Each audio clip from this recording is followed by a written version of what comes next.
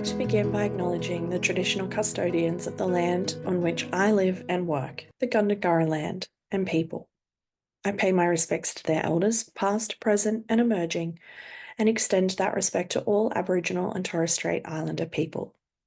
I also want to acknowledge the traditional custodians of the lands on which you, our listeners, are joining us from today. I recognise the deep connection that First Nations people have to this land, their enduring culture, and their commitment to the preservation and care for their country. This land was never ceded, and it always was and always will be Aboriginal land. Hey there, and welcome to this special bonus episode of Beyond the Surface. In these episodes, we take a break from the personal stories, and I get to chat with experts on all things related to religious trauma, cults, and deconstruction. These conversations are foundational and educational. They provide deeper insights and understanding into the complexities of the experiences we hear in the stories. Whether you're just beginning your journey, this is the first episode you're listening to, or maybe you're looking to expand your knowledge in general, these episodes are packed with valuable information that will help you navigate wherever you are. I'm your host, Sam, and this is Beyond the Surface. Hey friends, welcome back to Beyond the Surface. It's just me today, just little old me. So, it's that time of year again. The season of carols, of chaos, and a collective pressure to be joyful. What a time! Or at least convincingly functional, right? Now, last year I did that bonus episode called How to Be Okay Over Christmas with Jane Kennedy, which was basically a survival guide for those of us with religious trauma or complicated family ties. And honestly, I wasn't going to do another one this year because what else is there to say? And then I realized that every December, something sneaks up on me a little bit. It's not the shopping or the social overwhelm, although that's there, or the carols that haunt every aisle of the supermarket. It's the weird, nostalgic ache for church Christmases. I do think that there is something interesting about that ache, about how we can simultaneously roll our eyes at the theology and get emotional when I hear a choir singing "O Holy Night."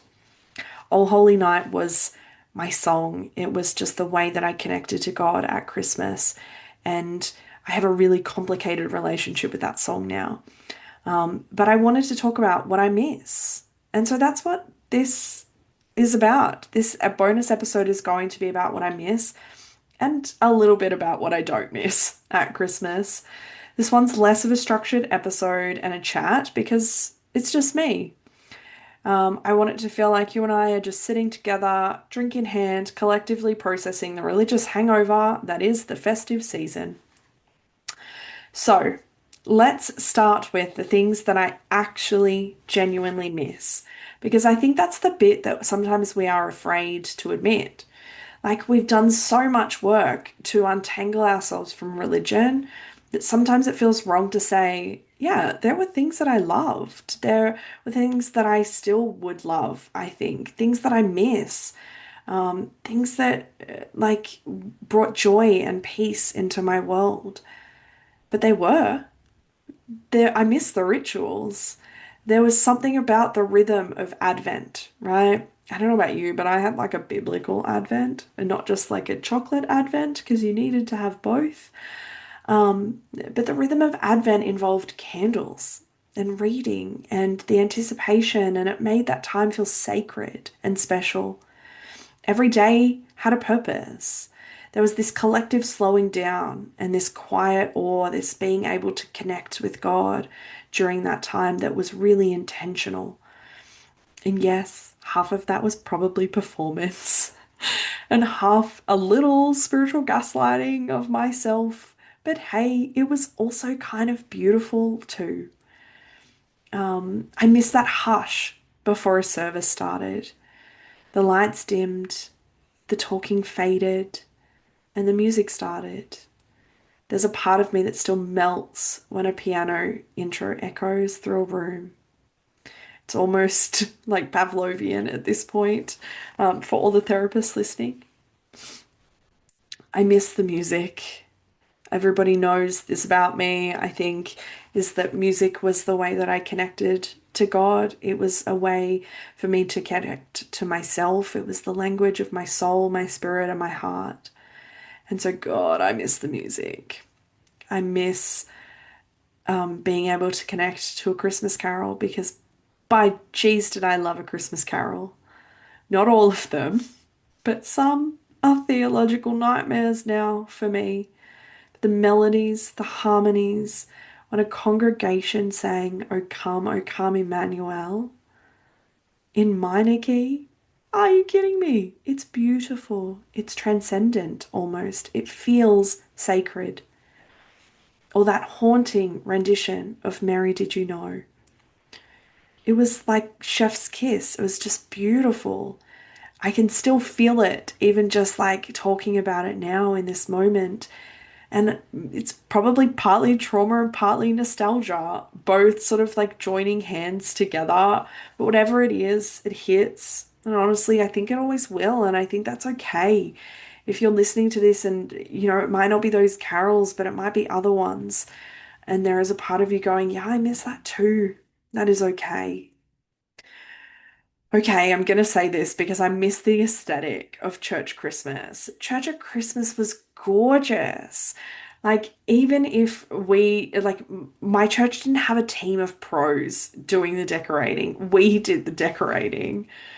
There were fairy lights and there was the nativity scene and the fake snow like on the windows, the smell of pine and cheap candles because we didn't have the budget for like fancy smoke processing in the space. It was like stepping into a Hallmark movie directed by someone who kind of just discovered Pinterest. We didn't have a Hillsong Christmas, but it was still beautiful because it was created by us. And so I miss church Christmas aesthetic. Aesthetic for me now looks different. I've just finished decorating the hall in the office here, and she's full of reindeers and nutcrackers and the Grinch and Christmas trees and little like porcelain houses and things like that. And there is not a nativity scene in sight. There is not a Noel in sight. There are no carols. There's nothing that says Jesus is the reason for the season, although that used to be on my door for years growing up. It's new Christmas and it's got a new aesthetic, and that's okay. So if your aesthetic looks different, that's also okay. But if you miss the churchy one too, I get it. Even though when I walk past a church all lit up for Christmas Eve or Christmas Day, there is a part of me that still wants to peek inside. Not to pray, not to hear the sermon, not even to sing, but just to remember what it was like to exist in a church space at Christmas and to feel safe and to belong there. This one's a little harder, but I miss the community, but not necessarily in the way that you might think, because I kind of just miss the illusion of it.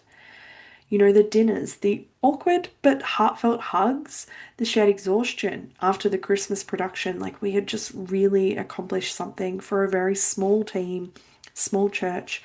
We did something. We contributed to community in enhancing the Christmas message. For a long time, church was home for me, and so Christmas was home for me at church, even if that love came with a long, long list of conditions. This one is harder to sit with some days, and it might be hard for you to sit with too, which is missing that certainty and that closeness and actually believing in the story of Christmas. Because I miss the simplicity of that belief, of knowing I knew the story, that life had purpose, that suffering had meaning, and that someone was in control somewhere. I don't want that back. I really don't. But I can still recognize how comforting it was to have that neat little framework for the world, for me, for life. It's like looking at an old version of yourself or an old photo of yourself. You can see how naive you were, but you also want to hug that version of you, right? Because I really thought that Christmas was about peace on earth and goodwill to all humans. That was what I thought Christmas was. That's what me from 15 years ago clung onto. And then she found out that all humans didn't actually mean all humans. So, what I actually miss, I think, isn't faith, isn't even the certainty necessarily, but that sense of belonging.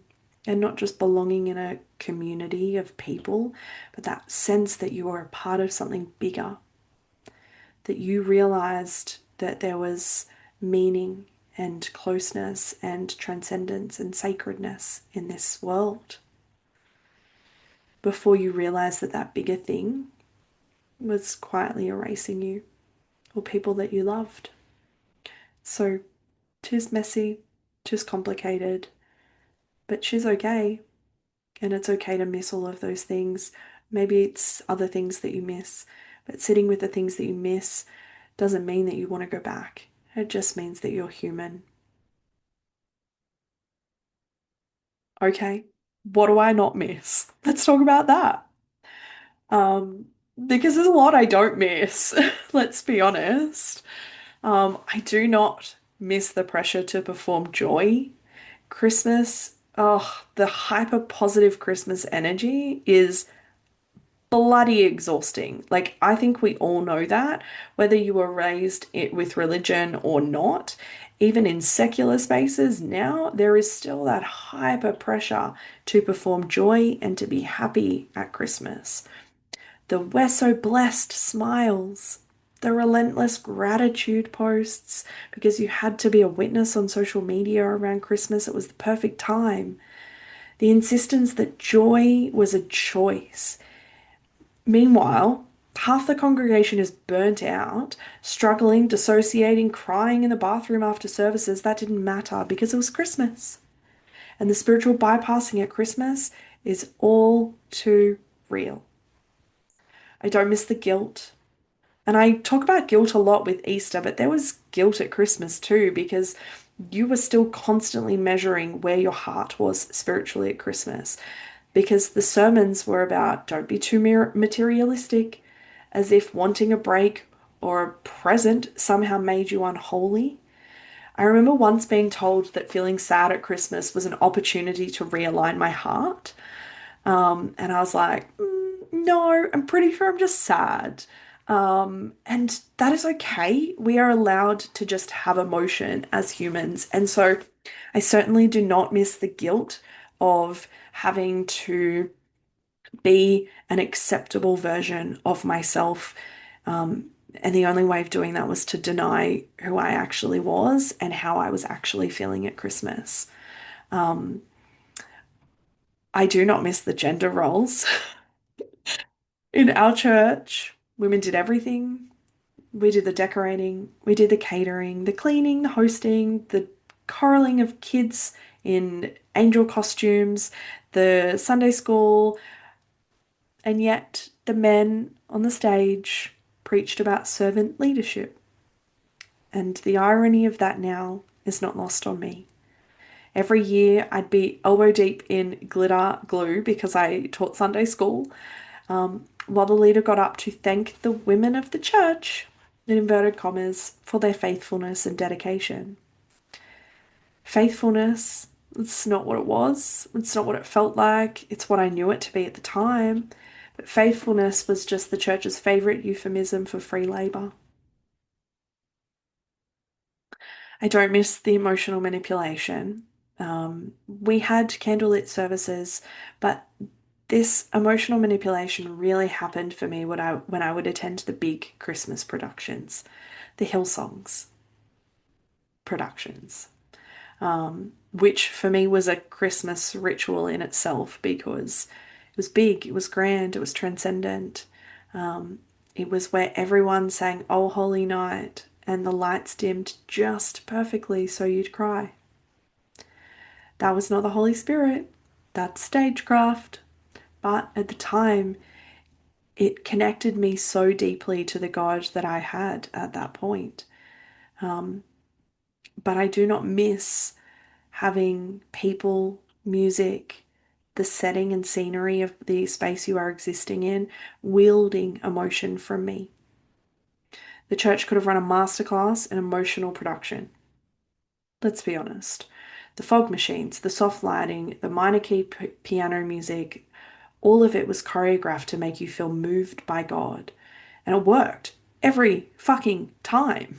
Like literally.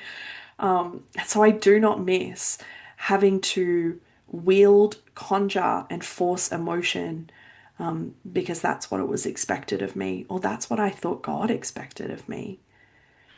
I do not miss the exclusion, the Christmas sermons about family and tradition, knowing half of the room was quietly breaking because they'd been cut off from theirs. Or the way people like me were expected to swallow the heteronormativity and just smile through it. You'd sit through endless sermons about Mary and Joseph and God's design for the family and wonder how you even counted as human in that place. And yet you push it away, you dissociate, and you suppress it. And I do not miss that one little bit. Oh, and I mentioned the spiritual bypassing. I don't miss that. Just pray through it. It's not about the presence, it's about His presence, that kind of thing. Jesus is the reason for the season. You need to remember that. No one wanted to talk about the grief or the loneliness or how painful it was to sit in a pew and sing about joy when your life felt like it was in pieces. Because that's not Christmas cheer. It's not joyful. That's not going to bring people into church. Everything was framed into God's plan, like usual, which was basically just the divine way of saying, don't make it awkward, guys, it's Christmas. And Christmas, we smile. I don't miss any of that at all. And maybe you don't miss it either. Maybe there are other things that Christmas was for you that you don't miss. I think sometimes the worst part wasn't even the theology, it was the pretending to be grateful, pretending to be faithful, to pretending that you felt close to God when actually you were drowning. I thought I was losing faith when I started questioning it all, but really I was just losing the permission to perform. And I might not sit as a person of faith today, but I know I could. And I just I just allowed the questions to continue. And I allowed the permission to continue to just not be the person that they wanted me to be. And honestly, that's been the most freeing part and the most painful part of all of this. Realizing how much my faith was just me trying to survive in a system that never saw me. So, yeah, I do not miss that pressure. I do not miss the sermons, the performative Merry Christmas greetings, the passive aggressive you'll be with us Christmas Eve service, right? The forced joy, the guilt, the exhaustion, the you can keep all of that. I do not miss any of that. And so what I love talking to people about is what is Christmas now? Because if we miss all of that, we don't miss all of that. What does Christmas look like? And honestly, Christmas looks completely different. Sometimes we do nothing. We had a year where we did nothing and we just sat on our couch with cheese and fruit and biscuits and we had pavlova and like we just watched cheesy Christmas movies. Sometimes we do everything. Sometimes we just watch Love Actually and eat pavlova straight out of the container because leftover pavlova is probably the best thing about Christmas, right? I've made peace with the fact that Christmas actually doesn't need to mean anything for me anymore. I don't have to justify it, redeem it, or reject it. It can just be a few days of rest, connection, and hopefully air conditioning because we're in Australia and it's freaking hot. But I am learning to reclaim these things. I like candles because they're beautiful and they smell good, not because they're symbolic of divine light. I sing sometimes carols, but usually the Santa Baby, Last Christmas kind of variety. There's something about being able to hear George Michael sing Christmas carols that feels okay for me. And sometimes I sing Taylor Swift or Wicked because music finally feels good in my body again. And sometimes I spend time with people and dogs, preferably, that mean the most to me. I let myself feel all of those mixed emotions, the grief, the tenderness, the relief, the strange nostalgia that sneaks in when I hear "O Come All Ye Faithful" sung at carols in the domain, which is a carol, like a national carols for people who are international listening to this. And I can feel that lump in my throat when Sylvie Palladino comes onto the stage, knowing that she's going to sing something beautiful, but also beautifully faith-based. Even though I don't believe a word of it anymore, I can sit with that nostalgia and be okay. I think the best thing that I've learned is that you can miss that without missing the control. You can miss the comfort without missing the cost that it came with. And so now I find sacredness around Christmas in really small things, in laughter, in my chosen family, in the Grinch who is sitting in my hallway in front of our Christmas tree, in quiet mornings where I don't have to get up and get ready to go to church, in feeling of snuggling to bed, knowing that I just don't have to rush right now. I can just be in this moment. In not having to be grateful all the damn time, because usually by the time we reach Christmas, we're all just really fucking tired, and we are allowed to be tired. Sometimes I still get that ache, that little longing for community or transcendence, but I've stopped interpreting it as a signal that maybe I need to go back or that something's wrong.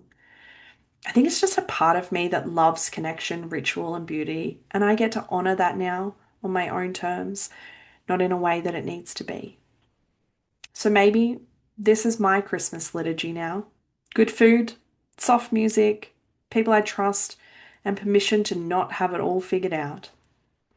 If you are listening to this and feeling that same complicated cocktail of nostalgia and relief, I just want to say you are not weird or doing anything wrong or doing it slowly. You are just recovering. Missing parts of your old life doesn't mean you want it back. It just means that those parts once met a need. And maybe now you get to meet that need yourself instead. So if you find yourself missing the candlelight this year or craving carols but rolling your eyes at the lyrics, it's okay. You can hold both.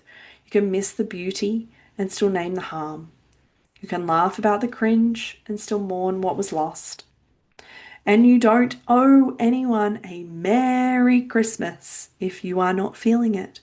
You can have a quiet one, a weird one, a really boundary heavy one if you need to. You can spend it in your pajamas, in a full Christmas get-up, or in the bush or on the beach with no guilt inside. This year, I'm going to be having one of the biggest family Christmases that I have ever had in my life. And I am holding on to the parts of me that remind me that I do not need to be everything and I do not need to do everything for this Christmas. I do not need to perform. I do not need to pretend. I get to just have rest, food, and connection, and probably a whole bunch of irreverence. And if you need a line to hold on to this season, because Christmas is really freaking hard for a lot of people, maybe it is this. You can miss the magic without missing the manipulation. You can miss the magic without missing the manipulation. That's an okay space to land. Okay, that's kind of all from me today, talking about what I miss and what I don't miss about church. Maybe you relate, maybe you don't. Maybe there are some things that I didn't talk about that feel right for you. But thanks for being here for this little solo reflection.